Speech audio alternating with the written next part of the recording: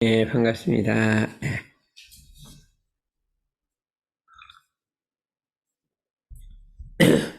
오늘 원래 그 주제가 마음의 자유를 얻게 하는 공부. 지난번에는 그 요지, 원리를 말씀드렸으면 오늘은 방법과 결과에 대해서 말씀드려야 되는데,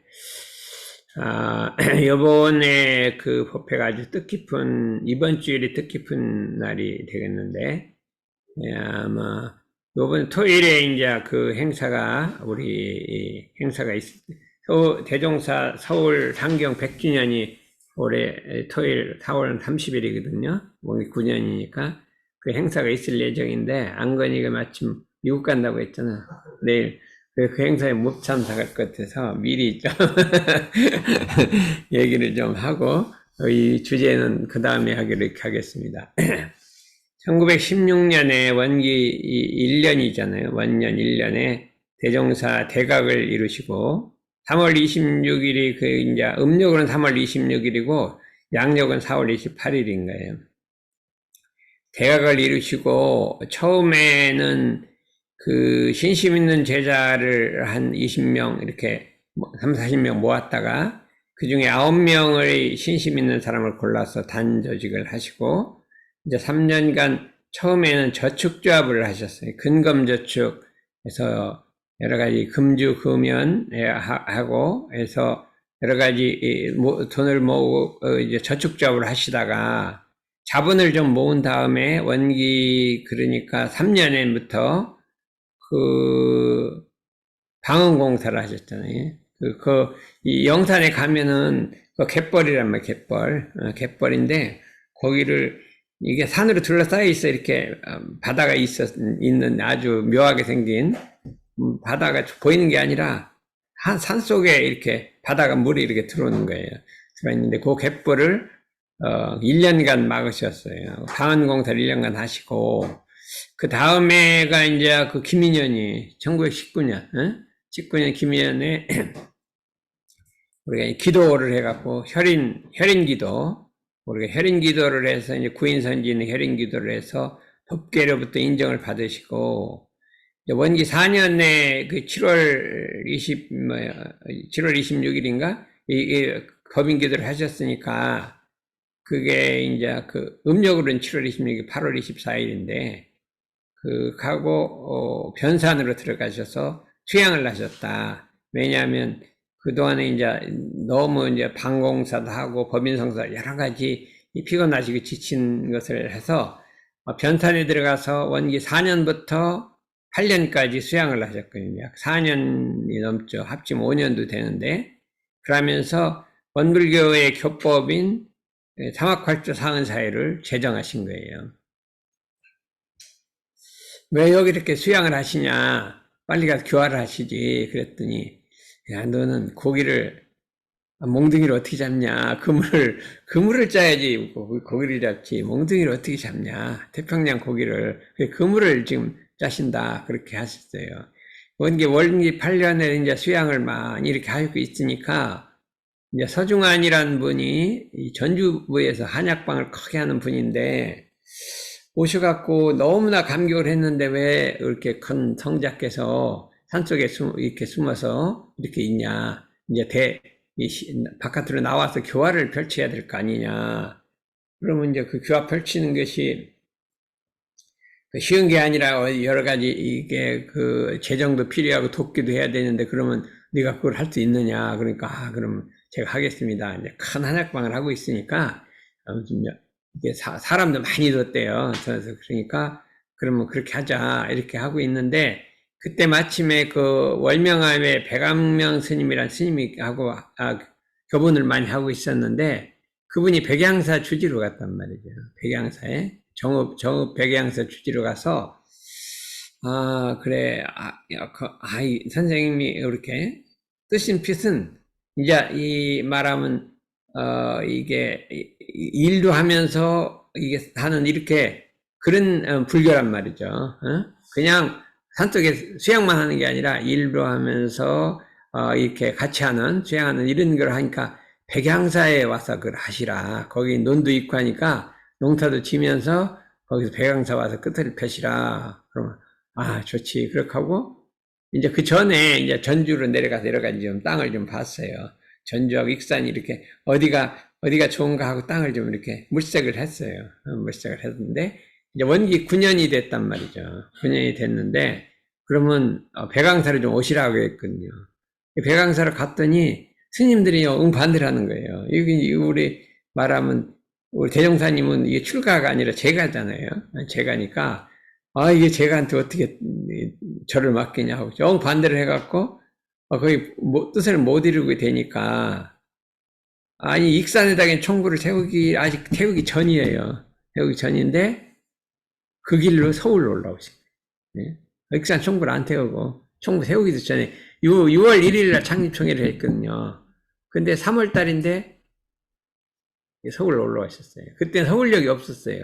그 남대문 옆에 조그만 간이 여기 있었는데 거기로 이제 그 정읍이니까 이제 호남선 타고 그냥 직접 올라오면 되잖아요. 올라와서 3월 30일에 그러니까 9년 3월 30일 원기 9년 3월 30일에 서울역에 경성역에 도착했다. 그러면 지금은 몇 년이에요? 원기 몇 년? 109년이면 지금 어떻게 돼요? 100년 됐잖아요. 100년이 지금 며칠 날? 3일 남았죠. 그 3월 30일에 딱 내려갔고, 이제, 그때 하루 종일 갔어요. 익산 이제 올라오면 뭐, 하루 종일 차를, 이제 대전 와서 갈아타야 되거든요. 경부선으로 갈아타야 되거든요. 갈아타고 하니까, 아침에 출발하면 저녁에 오는 거예요. 그러니까 오니까, 여기서 이제 1박을 하셨단 말이에요. 그 태평여관이라는 데서 1박을 하는데, 그거는 지금 남대문 부근, 거기 숭례문 부근이라고 해요. 근데 장소는 정확한 게 모르는데, 그 부근에서 이렇게 1박을 하셨다.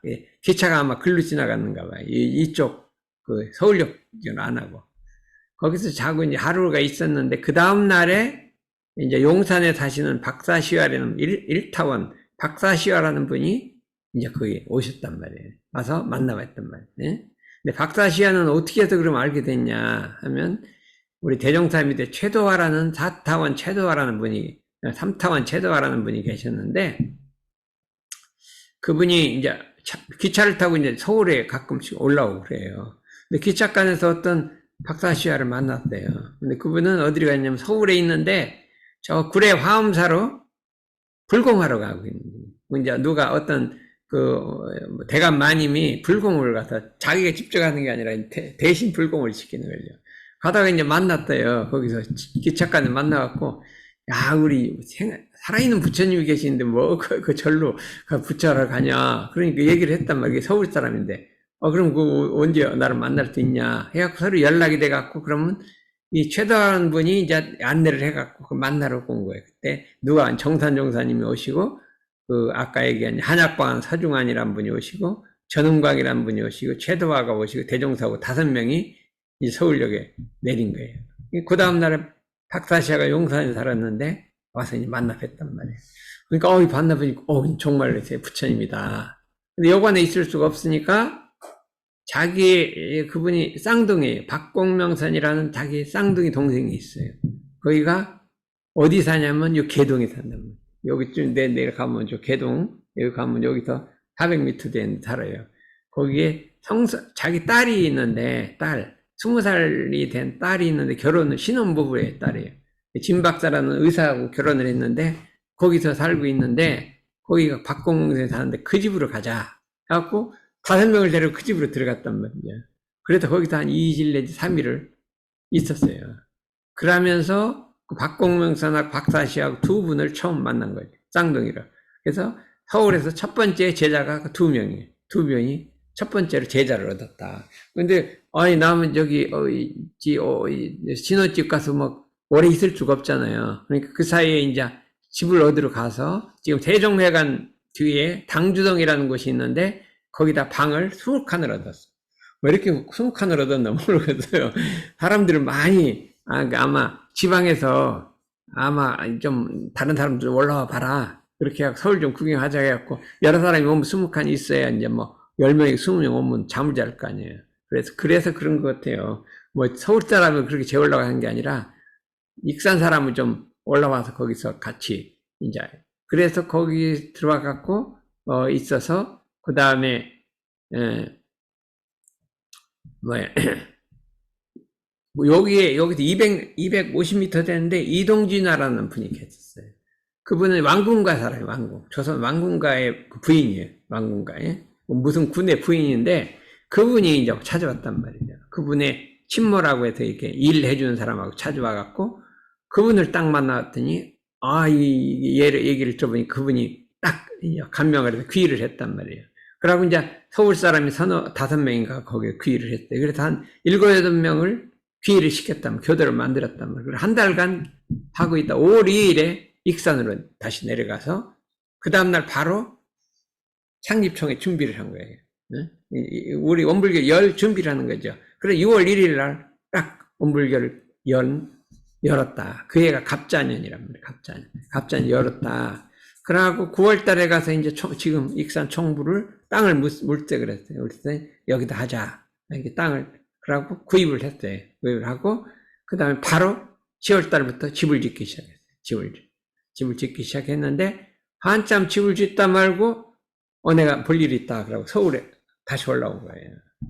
다시, 서울에, 이렇게 말하면, 6월 1일 날 하고 난 다음에, 만덕산에 들어가서 선을 놨어요. 이렇게 공부를, 이게 설득에 들어가서 같이 공부하는 선이라고 그래요. 원불교 훈련을 갖다 만덕산 가서 하고 있는데, 옛날에 많던 이동준이라는 분이, 이 새 부처님을 생각하니까 너무나 해갖고, 그 만덕산으로 막 찾아온 거예요. 그때 거기서부터 막 찾아와갖고 선을 같이 놨다. 이동규라는 분이 그 초선, 제일 처음으로 원불교 훈련을 처음으로 거치고 와서 같이 놨단 말이죠. 나갖고 이제 돌아갔더니, 자기, 우리 무슨 군인 남편이 보니까 자꾸 이제 막 불교를 막 거기 막 따라가고 익산 갔다 오고 하니까 안 되겠다 해서, 여기는 안 좋으니까 저기 창신동이라고 동대문 옆에 거기다가 집을 하나 얻어주고 거기 가서 수양을 해라. 그렇게 해서 수양체를 하나 만들어줬다. 대종사님이 10월 달에 그러니까 양력가 11월이고 음력 10월 달 10월 26일 날에 거기를 왔단 말이죠. 왜 왔는가 하면은, 여기에서 조금 전에 박다시어가 아는 집에 이공주라는 분이 계셨어요. 이공주라는 분이. 한 30살 먹은 이공주라는 분이 있었는데, 그 남편이 돌아가셨어요. 3년 전에 돌아가셨는데, 거기를 만나려고 했는데, 3년상이 안 끝나도 아무도 안 만난다. 그랬는데, 3년상을 바로 끝나고 한 열흘 있던 다음에, 그분이 이제 만나려고 온 거예요. 그분은 어떤 분이냐면, 처음에 우리 경기중학교가 생겼잖아요. 거기를 입학을 했어요. 우리나라 최초 입학했다가, 순종 황제의 왕비가 있는데, 왕비가 일본어를 좀 배워야 되니까 데려와서 일본어 가르쳐주는 선생을 했어요. 왕궁가들을 일본어를 가르치는 선생을 했거든요. 선생을 해갖고 시독이라 그래요. 시독을 하던 나라가 망해버렸어요. 그러니까 그게 없어져 버린 거죠. 없어지고 다시 경기고등학교로 들어가고 졸업을 해갖고 이렇게 해서 아주 신여성이에요. 신여성인데 이제 남편이 일찍 돌아가서 29살 먹은 사람이 애기가 둘이나 있는데, 그렇게 하는데 누구 만나자니까 안 만났는데, 딱 가갖고 그때 이제 그 집안이 전부 온 거예요. 그 어머니하고 그 언니하고 그 이공주하고 셋이서 저 창신동으로 찾아온 거예요. 그래서 셋을 이렇게 만나갖고, 그러니까 우리가 말하면 그 서울의 핵심 제자를 이렇게 만난 거예요. 그 다음 이틀 후에는 그 이성각 딸 김영친이라는 사람을 또 넷이를 만나고, 그래갖고 이게 이제 그렇게 하고 이제 총구로 내려갖고 이제 집이 그 다음에 완성이 됐단 말이죠. 완성이 돼서, 그러면 우리 원불교가 익산 총부를 만들어 놓고 그 다음에 여기다가 서울에다가 지부를 낸 거야 아니라, 이걸 동시에 만드는 거예요. 그러니까 익산에 총부 만들죠. 여기부터 더 서울을 먼저 온 거예요. 먼저 와서 여기서도 이제 그러면 여기서 이제 모여가 법회를 보면 계속 내려오는 거예요. 대종선이 와서 거기서 법회를 보고. 그러니까 두 군데 회상을 동시에 열은 거지, 총부 먼저 열은 게 아니야. 같이 열은 거예요. 같이 열었다 이거죠. 그래서 모든 제도가 전부 둘이 같이 시작하는 거예요. 그래갖고 여기 단회도 여기서도 하고 거기서도 하고 이렇게 해갖고 공부를, 처음에는 창신동 가기 전에는 창신동 회관이 11년에 생기지. 그 사이는 여기서 주로 10년, 1년간은 주로 여기서 공부를 하게 됐다. 그래서 이제 창신동에서 거의 직접 11년에 이제 교당이 생기고, 그때 김영신이란 하고, 박길선이란 분을 종로에 부기학원을 다녔다. 뭐, 현대식 회계를 배우게 해갖고, 왜냐면, 원불교를 앞으로 현대식 회계를 갖고 해야 한다. 하고, 그 다음 그분들이 들어가서 이제 전부 서기를 해야 회계를, 부기학원 배워 회계를 해서 현대 물문을 받아들이기 시작했다 이거죠. 그래서 여기서도 단회를 하잖아요. 그럼 시골이라 돈이 없잖아요. 그럼 단회를 하면 뭘 하냐면 꼭 단비를 걷어요. 단비를 걷고, 전심을 먹으면 꼭 전심값을 모으고, 재금 대지중부터 넣고 해갖고, 그걸 어디로 걷냐면 총부로 보내는 거예요. 익산을 보내면 거기서 뭐 논도 사고 밭도 사고 인제도 기르고, 시골에 무슨 돈이 있어요. 전부 여기서 그냥 가지면 이쪽으로 가요. 그 누구 시킨 것도 아니고 여기서 자체적으로 우리 법 단회하면 단비를 좀 거둡시다 해갖고 걷어 보낸 거예요. 그러니까 이게 동시에 두 개가 동시에 이루어지는 거예요. 그러면 나중에 여러 가지 제도를 서울하고 여기를 막 동시에 이렇게 해갖고 거기서 월말통신이라는 그게 책자가 있으면 바로 여기 오면 여기서 즉각 시하고 또 요 의견을 제출 이렇게 시작하는 대단히 중요한 것이 되고, 특히 여기는 그때가 일본이 이 세계를 제국주의가 심할 때 막 서로 싸우고 막 독립군이 일어나고 있는데, 강자약자 진화상력법이라 강자와 약자가 서로 화합해서 상생으로 가는 법을 여기도 발표를 했거든요. 상생평화의 그 시대를 발표해서 중요한 법문을 대단히 많이 했어요. 그러다가 여기에 이제 교무님이 파견됐어요. 11년에 누가 주산종사님이 제일 먼저 파견됐거든요. 1년간 하고, 그 다음에는 정산종사님이 여기 교무로 왔어요. 교무로 오고, 그 다음에 이춘풍이 교무로, 이렇게 이제 세 개였다가 맨 이춘풍이 아프셨어. 그러니까 그냥 이공주가 그냥 제가 교무를 했어요. 3년간 했어요. 5, 6, 7 3년간 했어요. 하고 이렇게 제가 교무제도를 또 만들고, 나중에 성성원도 제가 교도를 하고, 그러다가 이공주의 어머니가 영기 17년에 돌아가셨어요. 또 막내 아들이 또 하나 돌아가셨어요. 그러니까 그 다음에 큰아들하고 이공주하고 둘이 출가를 해버렸어요. 출가를 익산으로 가버렸어요. 그래갖고 그 집을 팔아버렸어요. 팔고 판 거 갖고 큰 교당을, 도남동에다 큰 교당을 준 게 이거 팔아갖고 창신동에 팔아갖고, 좌우간 여기가 말하면 새로운 그거에 문명의 우리 원불교하고 똑같이 이랬어요. 대종사 여기 박람회가 있었는데 박람회 또 올라왔죠. 박람회가 원기 14년에 있었는데 그걸 기념으로 해서 금강산까지 철도를 놔버렸어요. 그 박람회 때문에 철도를 놓은 거예요. 원기 15년에 완성을 했어요. 완성하자마자 대종사 금강산 간 거예요. 바로 갔어요. 그냥 그대로. 여기 신원이요, 이동진아 3명이 금강산 구경을 딱 하고 해서 좀 더 구경을 하려는데, 그때 아까 얘기한 한약방 하는 분이 돌아가셔서 빨리 귀거를 하셨다.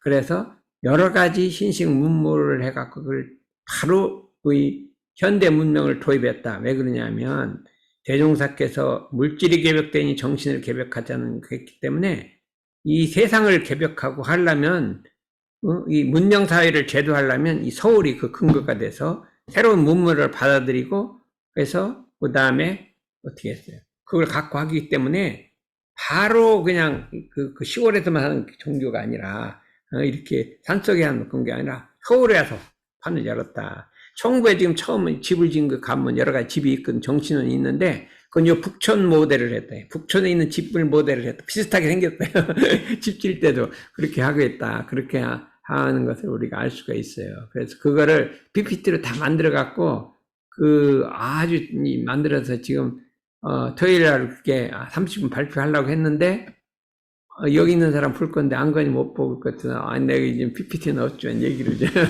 주성주성 하는 거예요. 알았죠? 알았어요. 이게 대단히 중요한 날이라니까. 3월 30일이. 그래서 그날을 기해서 우리가 여기서 전부 원남교당에서도 우리 단이 한 8명 오고, 또 한 30명이 모여서 PPT 30분 보고, 그 다음에 한 바퀴 이렇게 돌고, 그렇게 하라고. 여기 북촌이라고 하는데요. 북촌의 팔경이에요, 팔경. 북촌 8경이라는 게 있어요. 8군데 경치 좋은 데가 있어요. 그 중에 3경을 가고요. 그 다음에 몇 경을 가냐면, 5경, 6경을 가요. 그게 제일, 5경, 6경이 제일 좋은 데예요. 가고, 이제, 나머지는, 이제, 시간이 없으니 못 가고, 그 다음에 이제, 백인제라는 데를 가고, 그리고 나머지 성벽지를 다 돌아보고 이렇게 하려고 하는데, 대종사님이 거니시던 게 개동길이에요. 여기서, 현대빌딩에서부터 중앙고등학교로 가는 길이 개동길이라고 그래요. 그 개동길이 대종사님이 주로 다니시는 길이에요. 근데 거기가 지금 세계적 관광지가 돼서요. 세계 사람들이 그 북촌마을 가운데 중심을 통과하는 길이거든요. 유명한 길이잖아요. 그래서 그거를 거기에 우리가 이제 한번 가보는 거죠. 한 400m 되는 개동길이 있어요. 이렇게 이제 임시로 PPT를 보면서 하면 좋은데 이렇게 하겠습니다. 마음의 자유를 얻게 하는 공부를 한번 보자 이거죠. 지난 시간에 어떻게 해서 마음이 자유를 잃었느냐 하면 두 가지가 뭐라겠어요? 마음이 자유를 잃는 두 가지. 응? 이건 뭐라겠어? 뭐 때문에 마음이 자유를 잃었나?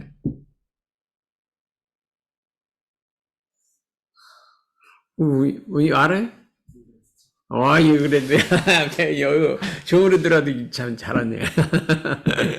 분별과 주착. 분별이란 건 뭐예요? 분별. 나누어서 차별하는 거예요. 너와 나를 나눠갖고 나를 더 좋아하고 너를 좀 덜 좋아하는 거예요. 사람마다 정도 차이가 있죠. 근데 다 나를 조금 더 좋아하고 많이 하든지 아주 좋아하고 덜 좋아하든지 선한 것과 악한 것, 그렇죠? 아름다운 것과 미운 것, 그렇잖아요. 그 모든 걸 큰 것과 작은 것, 밝은 것과 어두운 것, 이게 전부 다 이게 나눠서 구분해갖고 차별하는 걸 분별이라고 합니다. 이 분별이 마음의 자유를, 그 분별을 가지고 있으면 자유롭지 않아요. 거기에 꽉 내가 얽매이기 때문에. 그러다 주착이라는 건 뭐예요? 머물러서, 이렇게 머무른다는 게 이게 사로잡혀갖고 꽉, 착이라고 하는 거는 꽉 이제 이게 자유를 잃는 거예요. 꼭 꼼짝 못 하는 거예요. 구속당하는 거예요. 이게 분별과 주착이 우리의 마음의 자유를 잃게 하는 것이다. 그러면 어떻게 하면 자유를 얻을 수 있을까요? 우리 마음의 자유를 얻으려면 분별 주착을 안 해야 될 거 아니에요. 분별 주착을 안 해야 되죠. 어디에 착이 없어야 돼요. 여기 어디에 주착돼 있어요? 노는 것, 술 마시는 것, 이런 거 주착돼 있죠. 그래갖고 옛날에 여기 왔을 때는 참 맑은 기운이 쫙 들었거든요. 그때 막 3학년 때 막 공부 열심히 해갖고 막 A+ 막 할 때는 그랬는데 지금 한참 막 놀고 술 마시다 보니까 그 맑은 기운은 쫙 없어지고 그래도 이렇게 싸우진 않았으니까 이렇게 부드럽게 화하는 기운은 있지. 친구들하고 친한 기운은 있잖아요. 그런 건 있죠. 사람들 잘 사귀고 잘 어울리고. 그러나 그 기운은 있지만은 사람이 맑은 기운이 있잖아요. 이게 일심이 돼갖고 맑은 기운은 없어졌잖아요. 그러니까 이게 주착이라는 건 그렇게 무서운 거예요. 분별 주착이 해서 우리가 그렇게 되는데 그럼 그 주착을 지금 주착을 놔야 될 거 아니에요. 놔야 되는데 어떻게 그걸 놓냐? 이게 보통 어려운 게 아니에요. 어떻게 놓냐 하면은 어떻게 놓느냐? 보통 사람은 분별을 하고 주착을 막 없애려고 이렇게 한단 말이죠. 근데 이게 잘 안 없어져요. 없애려면 또 생기고 또 생겨요. 그럼 어떻게 되냐 하면 원리가 먼저 자성의 원리를 연구해서 우리 마음의 원리를 연구하란 말이에요. 마음의 원리를 연구해서 우리 마음속에는 원래 분별주착이 없는 자리가 있다는 거예요. 나도 분별주착이 없는 자리가 있다는 거예요. 그렇죠? 속에도 있긴 있어. 근데 이런 걸 어떻게 된 거예요? 없어진 게 아니라 있긴 있는데 그것이 가려져 있다 이거죠. 구름이 달이 없는 게 아니에요.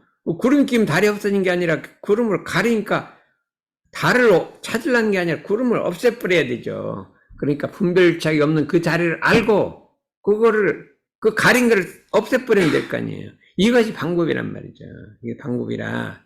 그러니까 예전에 그전에도 이렇게 이 견성이라고 하는 건 뭐냐면 원래가 이게 내 건데 권리를 잃어버렸다가 자기가 방심하는 사례에 권리를 잃어버리고 그걸 자기 걸 아는 걸 견성이라 하고 그거를 자기가 법적으로 찾는 걸 갖다 양성과 설정이라 하는 거예요.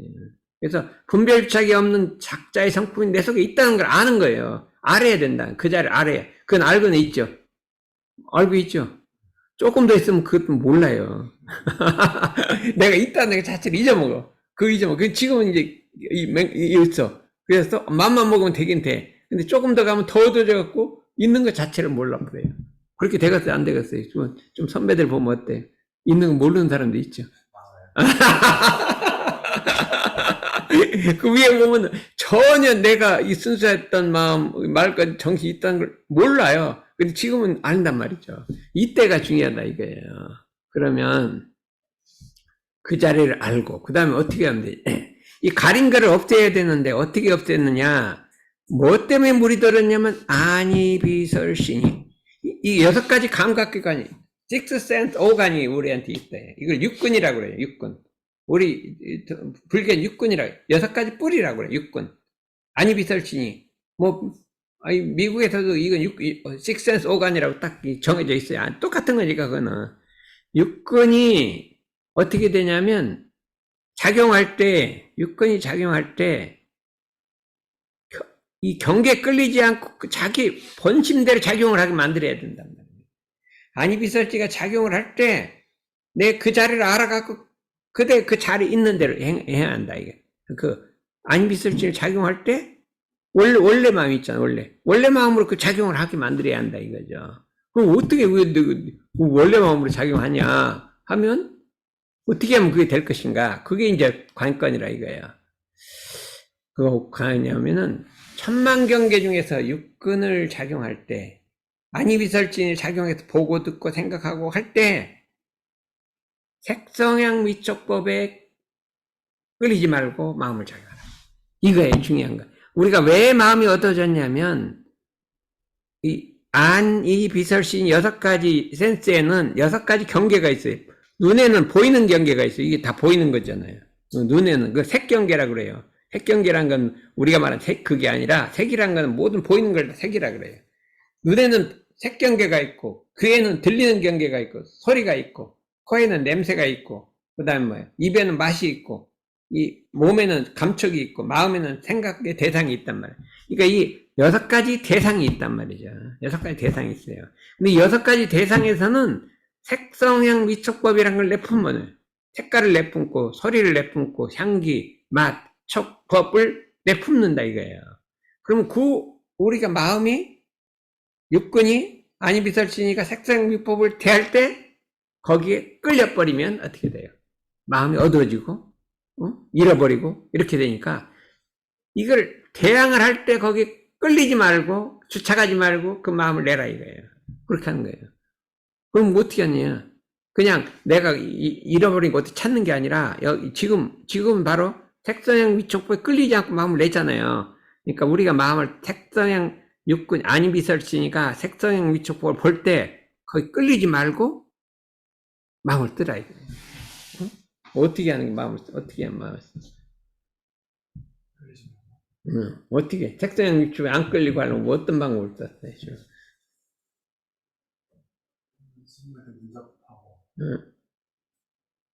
문답하고 육군문 대표야.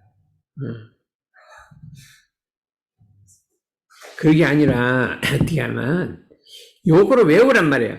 응하여도 주한 바 없이 그 마음을 내라. 여기 색성향 위촉법 원래 안 들어가도 돼요. 응하여도 색성향 위촉법에 주한 바 없이 그 마음을 내라. 주착하지 말고 그 마음을 내라. 이거를 외워요.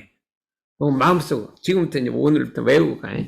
응하여다는 경계를 대도 응하여다라는 건 경계를 대하더라도 무엇이 육근이 경계를 그러니까 주로 경계가 여기 경계는 주로 보는 게 경계예요. 듣는 게 경계 뭐가 경계?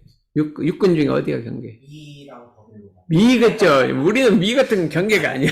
그런데 여기는 미가 왜 술 마시니까 미지. 아니 나 그래서 왜 미는 별로 관계가 없는데 왜 미를 집어했을까 하겠던데, 보니까 이 술 마시는 사람은 딴 거 아니라 미요. 거기다 또 미에다 뭐가 있어요? 향기도 있잖아요. 술도 냄새가 좋잖아요.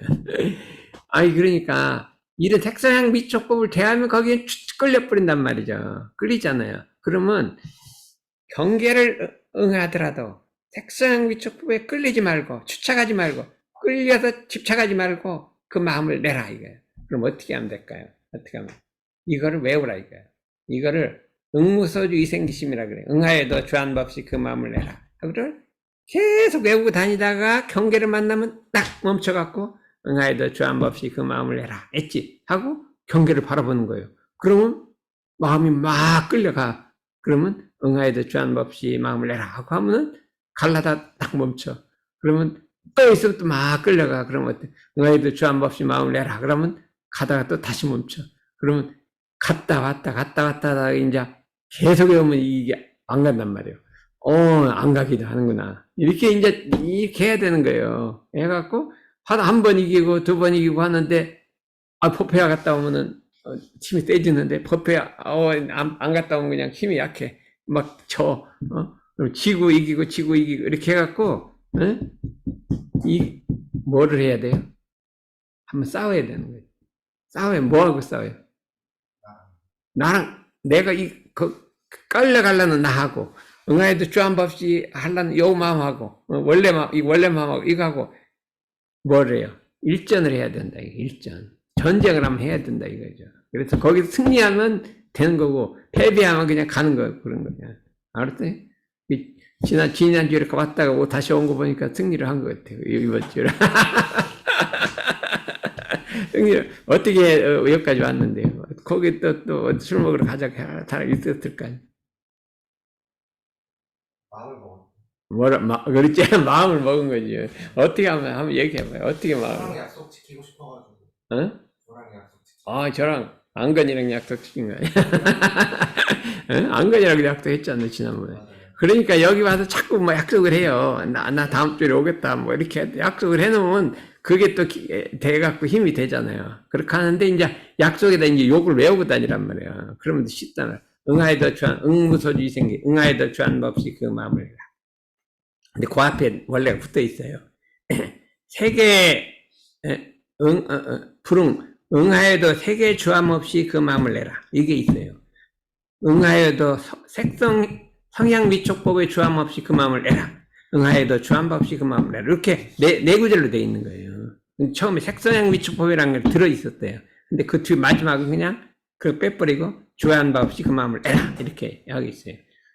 대주인은 어디에 주의해서 저런 마음을? 보이는 건 뭐? 오늘 같은 일에도 일을 시켰는데 응. 일을 해온 게 응. 너무 마음에 들지 않는 거예요. 누가 밑에 그 사람이? 응? 이렇게 바꾸라고 응. 계속 그런 게 보이는 거죠. 지금 그 입장에서는 다 열심히 잘해왔는데 이제는 꽁꽁지 뭔가 없을 게 있지. 그야 뭐 그걸 볼 수도 있지. 그런데 이제 그걸 보고 막 속에서 열이 나면 이게 이제 문제지. 너 왜 저랬냐고 막 열이 나는데 그냥 이렇게 하면 그게 주한 거예요. 그래 잘못했다고 할 수도 있잖아요. 근데 온전한 생각으로 말해주는 게 아니라 막 열이 나갖고 이렇게 남은 이게 주착이 된 거예요, 마음에. 그래서 이것이 참으로 이제 한 공부인데, 육근이 천만경계를 응할 때 색성향 미촉법을 육진이라 그래요. 경계 주하여 그 마음을 내면 뭐가 생겨요? 주하면 뭐가 생겨요? 요란함 어리석은 그름이 생긴다. 열이 나고 화가 나고 막 어리석은 그런 생각이 나고 자성을 떠나게 된다. 자기 본심을 떠나게 된다. 본심을 떠나게 된다. 주착하지 않으면 요란함 어리석은 그름이 없어져서 자성에 부합된다. 이게 원칙이에요. 육근의 천만경계를 응할 때 색성향 미촉법에 주착하지 않으면 심지어 요란함 어리석은 그름이 없고 육근을 작용하는 바가 자성에 부합되고 여기에 끌리면 이게 요란함 어리석은 그름이 생기는 거예요. 생겨서 이것이 내 운명을 좌우하는 거예요. 일로 갈까 저로 갈까 좌우하는 거기 때문에 좌우간 이거를 원리는 같아요. 같은 건데 그냥 응하여도 주안법시 그 마음을 내라. 심지어 요란함이 있었는가? 그것도 같은 거예요. 같은 걸 줄여놓은 거예요. 요거를 한번 우리가 공부를 해야 된다. 이거죠. 어떻게, 여기. 석영이? 예? 어떻게 했어요? 네. 한번. 어디에 주로 주착을 많이 해?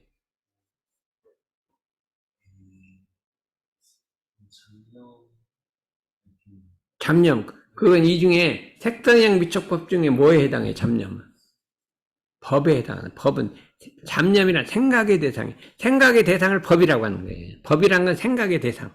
그럼 거기에 집착을 해요. 생각하는 데 대다. 그러면 법에 집착하는 게 대부분의 이제 대체인도 법에 집착해. 생각에 집착해. 막 아이디어 나오면 막 거기 막 그걸 참을 수가 없어. 너무 기분이 좋았고 막 생각하고 이걸 법이라 그러는 거예요. 법. 뭐 색깔, 소리, 맛 뭐 이런 건 별로 음악 이런 건 별로 관심도 없어요. 뭐 맛있는 것도 별로 없고 뭐 이런 것도 뭐 보는 것 영화 보는 것도 별로 관심 없고 하는데 와, 이 영화 보고 뭐 소리 듣고 이거 엄청나게 집착한 사람 많아요. 보이는 거, 막 디자인, 모양 엄청 집착한 사람 많아요. 우리는 관심도 없는데 그런 거예요. 그 다음에 이게 있는데 이게 우리 뭐 학자나 이런 분들이 법에 집착을 하는 거예요. 생각하는데 아이디어에 막 이게 집착하는 이걸 다 법이라고 하는 거예요. 법이라고. 근데 뭐에나 집착하면 요란함 어리석은 그름이 생긴다. 그래서 그걸 가라앉히고 온전한 생각으로 그 집착하지 않는 마음으로 판단하고 생각해서 우리 마음의 자유를 얻어야 된다. 이거 이렇게 할 수요. 그래서 그 다음에 이제 이 차차로 이걸 어떻게 이제 순서대로 이제 이 사단법으로 가는 게 있어요. 근데 오늘은 딴 얘기 하느라고 여기까지만 하고 생각하겠습니다. 네, 그만하겠습니다.